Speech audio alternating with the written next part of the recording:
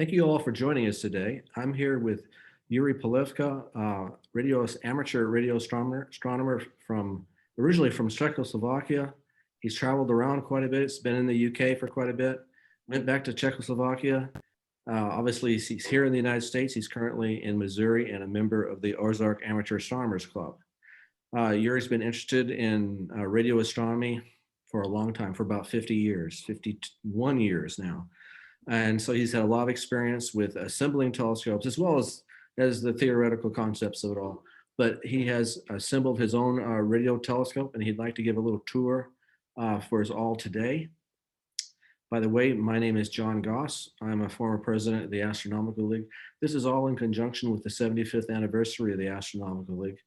We'd like to feature different aspects of astronomy. Of course, we all know about the visual side of things, but amateur astronomy, there are a small number of amateur radio astronomers, and we'd like to showcase them and show you all what they do, the type of instruments they have, what they can, I won't say the word see, but what they can learn and find out about the radio spectrum of the universe.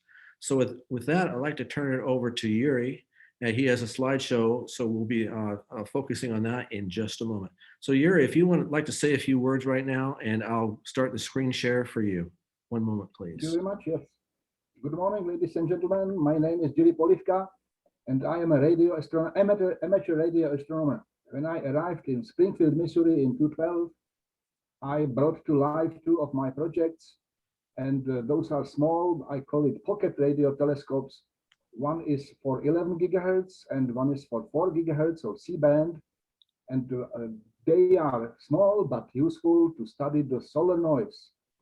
At 11 gigahertz, I cannot enjoy detecting solar activity as the sun is only being a hot spot in the sky. But I would show you what I could do, and it is very interesting. And also, it was interesting to operate the C-band radio telescope, which can detect solar activity. So I did some experiments, and they are also interesting. So if you please can switch to the second slide. So this is a photograph of my recent small radio telescope at 11 gigahertz.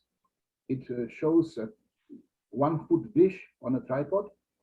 And at this photograph, you can see the shadow of the low noise block converter mounted in the focus. I used the shadow to exactly point my device to the sun. And on the left, you can see a small box with a meter. It's an indicator and a receiver. So I used the satellite low noise block converters as a very, very good, low cost and sensitive device to make the radio astronomy receiver. This device can be operated on a battery. I try to operate it also on AC. And as I said, this is easy to make live demonstrations in the street or on the porch, where I can see the sun without obstacles like trees and buildings. The second slide, please. It shows another model with the same dish, but other LNB. And the indicator on the bottom is slightly different. I made it, it uses a so-called IF noise modulation to enhance the sensitivity and stability. So for better experiments than only a demonstration, it's a good device to make experiments to detect exactly the solar noise. Also, you will see a lunar noise with this device. So what can I do with that? It's shown on the third slide. And those are basically manually done scans of the sun by the first device. And you can see the size is different. It basically depends how exactly I succeed to point my device to the sun. The left side is weaker. It means my antenna was not pointed exactly. On the right side, you can see better pointed antenna. And this is what I can do with my radio telescope. So it looks like it is not much. The next slide shows Lunar Scan. One night I succeeded in making it. It was a clean night, clear sky, but mainly no interference from Wi-Fi's, from radio telephones and so on. So sometimes it's not easy to make such a nice plot of lunar noise. Yuri, I have a question for you. Yes, yes. Where did you do this? Your physical location? Well, it was Springfield, and I was located on a patio in an apartment block. Okay, so Springfield, Missouri. Yes. Okay. And it was simply a nice place to do, oriented south to the south. So I didn't need to make any provisions to point the antenna. It was always pointed to the south, and I used the Earth rotation for the X coordinate. But it was not easy to do lunar scan, as lunar noise is approximately 100 times weaker than the solar noise. It is only the reflected radiation from the sun from the surface of the moon. Oh. So I was lucky in 2017. Yes, the next slide. We had a full solar eclipse in Missouri in August.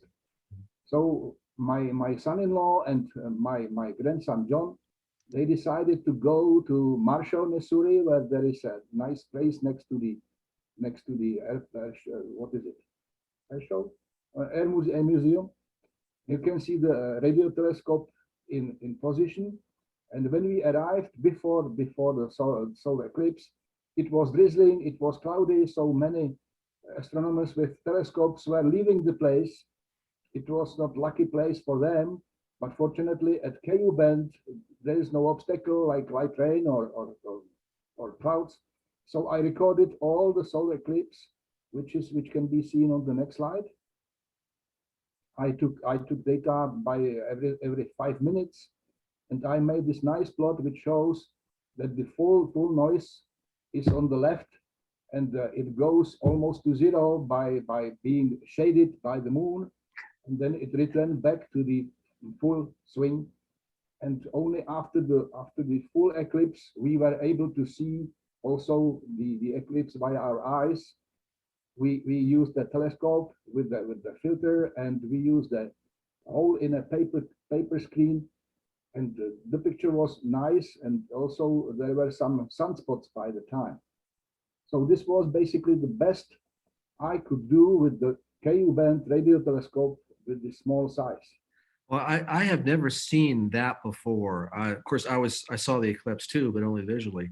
I didn't realize that amateur radio astronomers would be looking at it in a completely different way. Well, of course, yeah. I know you want to see it visually, but that's very interesting. It is very interesting, and I noticed that in the 50s and 70s, where the radio astronomers were basically starting operating their systems, they did similar records, but they were using better instruments and bigger antennas for the same. And well, this is something you can do with a 1-foot dish and almost pocket radio telescope. Even with the batteries, the weight is like 5 pounds. So you can carry it anywhere you wish. So next, on the next slide, I would show you, this is my C-band radio telescope. I purchased a offset dish, like 1 meter by 80 centimeters. And the low noise block converter is seen on the left. And from the same patio, I was able to make records of the sun, saw some scans. And I was wondering, at C-band, it is said that you can detect some radio activity on the sun, where there are some sunspots. The magnetic storms generate some radiation, which is changing the radio intensity from the sun. So first I made a scan, which is on the next slide. But before we go there, could you tell me where do you find your dishes? You have your offset dish like this. This one, I think it was on eBay. It was like $85 from Canada, and it arrived in a week. The only problem was that I needed to make a better tripod, stabilized, and also with the screw drive, so that I can adjust my dish precisely on the sun. So basically this scan is again left on the Earth rotation, and this was very nice and smooth and very rare. As at C-band, the interference from Wi-Fi's and radio telephones is very strong. So not always I was able to do such a nice scan. But by the way, this scan doesn't show anything about the sun. Only the intensity comes from the sun. The pattern is basically the radiation pattern of the antenna. So it only shows that the antenna is nicely adjusted. There are no side lobes. And this is all you can find out from such a scan. So I decided to avoid the interference. Every day at noon, I pointed my device to the sun and made a record of the voltage coming out of it. When the voltage was stable, there was no interference. When the voltage was changing, it was sure that somebody next door is operating Wi-Fi or cell phone. So the last scan,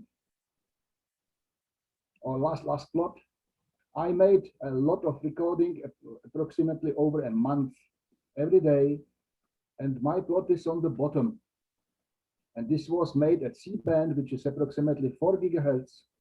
And I found out in spaceweather.com there are data published every day from a solar station in Canada. And they use the frequency approximately 2 gigahertz, which is said to be best to detect solar activity. So the Canadian curve is on top and mine is on the bottom. So I don't say my data is better or worse. It only shows that, yes, at C-band, you can detect some solar activity, and it is similar in pattern over time with what the Canadian station can detect. So the Canadians used 2.8 gigahertz and Yes. you used 4. 4, yes. That compares fairly well, doesn't it? I think so, and Yeah. maybe I would have to change the scale, but I was simply referring the shape of the pattern, Well, which really shows that you can detect solar activity, which is impossible at the KU band.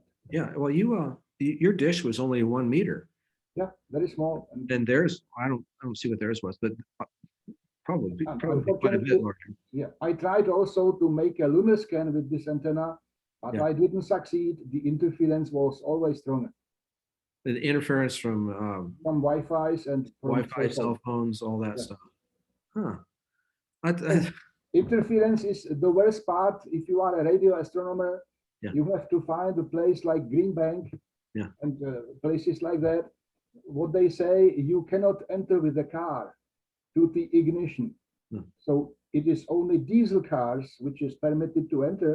There is no sparks. Yeah. And also no cell phones and stuff like that. Otherwise, the expensive antenna and receiver would be had to switch off. Well, how do you think your plot would have changed if you were at a place like Green Bank that had virtually at least zero interference? what I could do at the screen place is that I can increase the gain in my receiver so I can get much more voltage without interference. Hmm. This is all we can do. You can either use a bigger antenna, which gives you a bigger gain, or you can use a more sensitive amplifier or increase the gain like in a radio. But if you have an interference, instead of hissing noise, you have some crackling and stuff like that. So this is the worst obstacle for all radio astronomers on the earth. Well, excuse me. Most of your work has been done observing the sun. Have Well, you tried any this is due to the small scale of my instrumentation. Okay. You know, last 2 years I studied if somebody else in the world is doing experiments like this, and I found there was an Italian company in Italy, and they even offered a 3-meter dish, a full radio telescope for your experiments if you have $12,000 cash. But also, that's it's all. it's not only fairly expensive. Well, people pay for telescopes thousands of dollars. Oh yeah. But also for a radio telescope, you have to have a terrain useful for that. No trees around, no buildings, no vegetation. It should be clean so that your antenna would not pick up any radiation, stray radiation from the ground. So it's not easy to make a good radio telescope which can detect something else than the sun or moon. A few weeks ago, we had another presentation about radio astronomy, and I asked the presenter if aurora could be picked up. by radio telescopes. He didn't know. I was Well, wondering if you had any thoughts about that. there is a SARA journal of the SARA Yeah, Sarah, sure. organization, and I read some papers about that. They try to detect aurora, Mhm. but usually you have to use longer waves. At microwaves, I guess the emissivity of aurora is very low. So either you have to use optical detection, which is easy, or you have to use a longer waves, and then the interference again is a problem. Sure.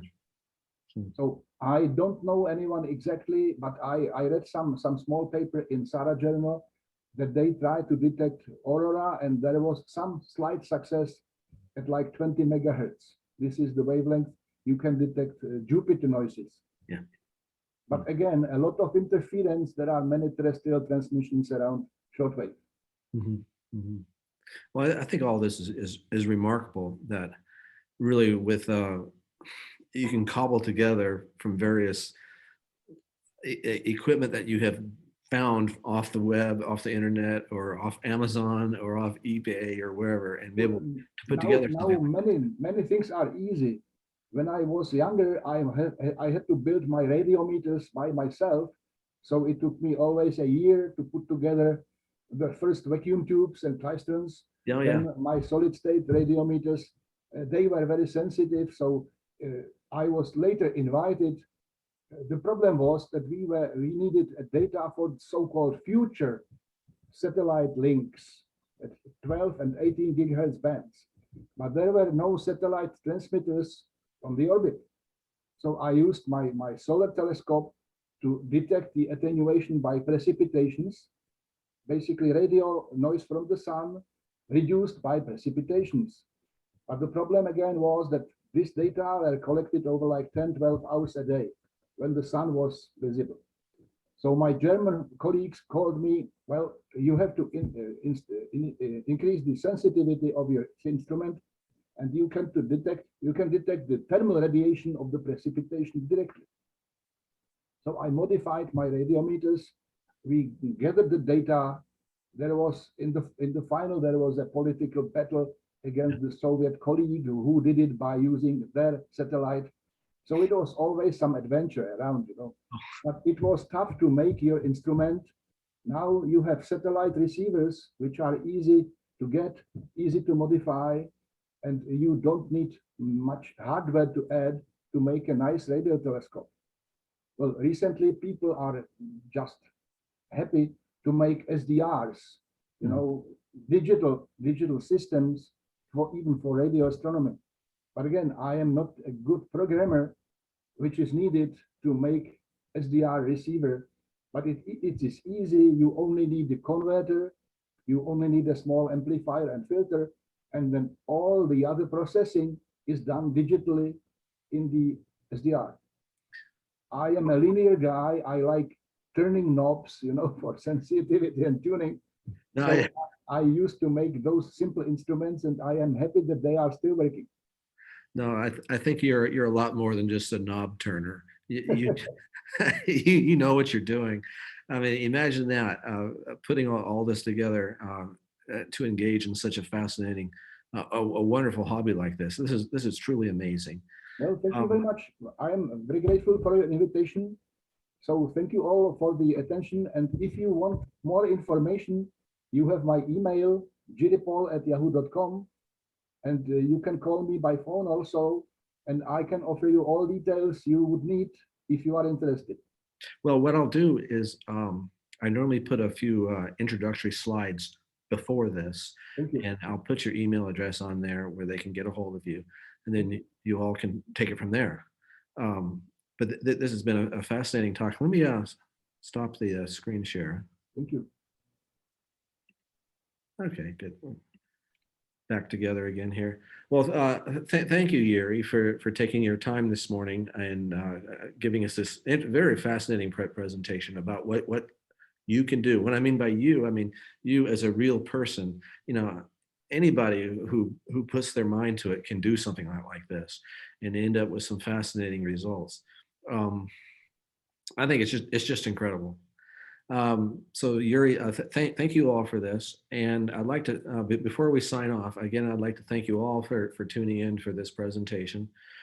This was done through the Astronomical League on our 75th anniversary. Today we had Jiri Polivka from Missouri, amateur radio astronomer. I have a hard time saying that because I just want to say amateur astronomer, but no, he's a little bit more specialized in that, amateur radio astronomer, who gave us a little bit of the ins and outs of what he does and what he has done in the past with radio astronomy.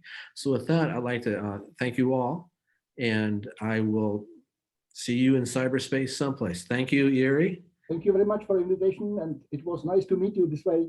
Yes, sir. Thank you. Bye now. Thank you very much.